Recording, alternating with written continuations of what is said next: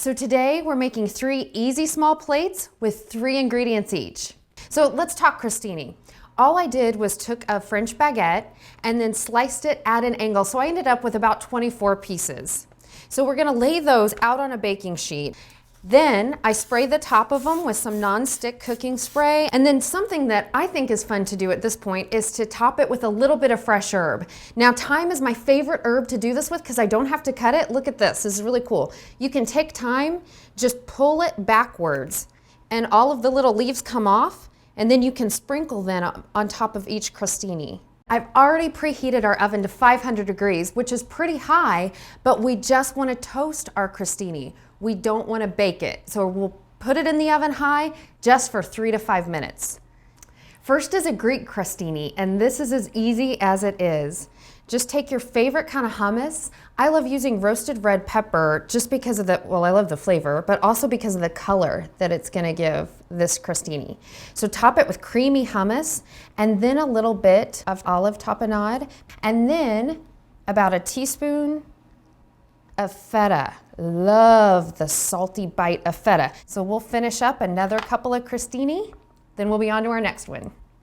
All right, crostini number 2 is a shrimp cocktail crostini. So what you need is some boursin, garlic and herb cheese spread, about a teaspoon of that down first, and then a teaspoon of some delicious cocktail sauce.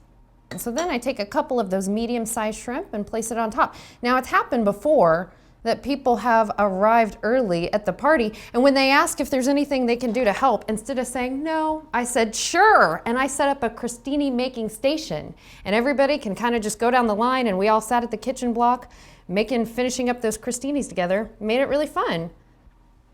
Number 3 is a flank steak, asparagus, horseradish crostini, and this is how it starts. We got flank steak from the butcher, and he sliced that on the bias into an 1/8 inch strip. And so what we're gonna do is wrap it around asparagus. Now the asparagus I picked up at the fresh cut section because it's already trimmed up in a perfect portion for our crostini, and it's washed and ready to go.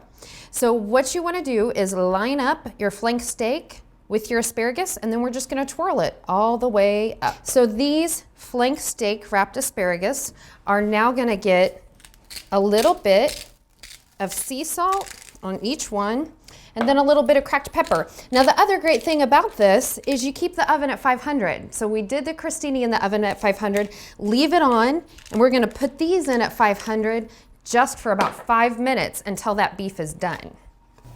Oh, these look so good. These look amazing. This one is my favorite. So to finish crostini number 3, we just top it with a little bit, about a dollop of creamy horseradish, and then our asparagus. Oh, isn't that one beautiful? I love this. Beautiful. It's the season for gathering, so keep it fresh and simple with 3 small plates. For these recipes and many more, visit shaws.com.